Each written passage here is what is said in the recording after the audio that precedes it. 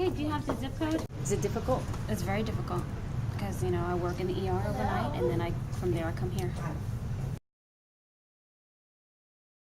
I am 38 years old.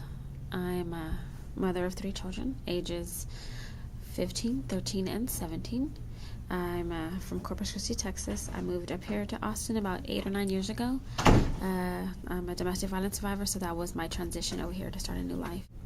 I work in the ER at North Austin off of Palmer Mopac. I'm the unit clerk, and that is my transition to become a forensic nurse, helping domestic violence survivors, rape victims, sexual assault victims in their grieving process, and that's also going to help me in my healing as well.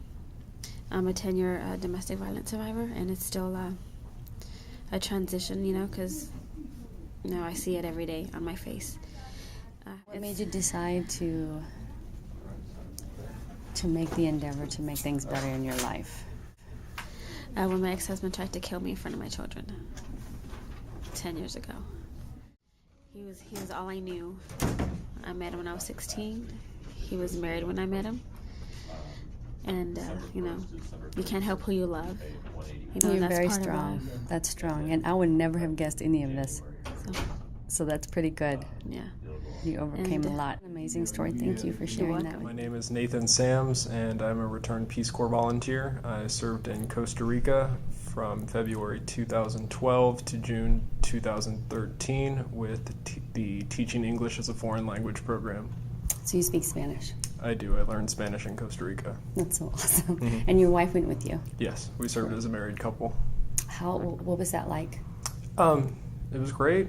It was trying at times, but overall it was a great experience. Awesome. Mm-hmm. Do you think that you would do that again? Absolutely. I would love to do that again. Just living in a country where there's not as stable of a police force as what we're used to in the U.S., it can be surprising how much crime people can get away with and some of the risks of just everyday life for people in a third world country.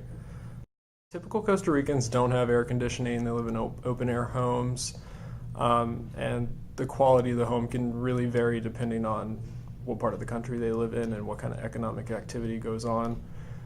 For the first 9 months of our service, we lived on the Caribbean coast in a large port city. Wow. And the living standards there were much lower than what you would find in the coffee-producing regions up in the mountains, where people typically had much nicer homes. But it varies greatly. What made you decide to join the Peace Corps?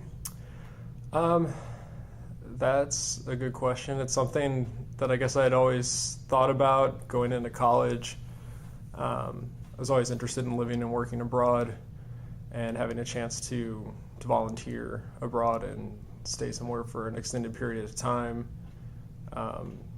was something that interests me, and the Peace Corps is a really great way to do that, and they take really good care of their volunteers. That's a beautiful thing. Mm-hmm.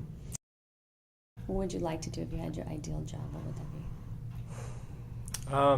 I'm very interested in the foreign service, working for the U.S. Department of State, embassies and consulates overseas. That's big. Yeah. And you're just now recently going to be a daddy. Correct. Congratulations. Thank you. Thank you for doing this interview.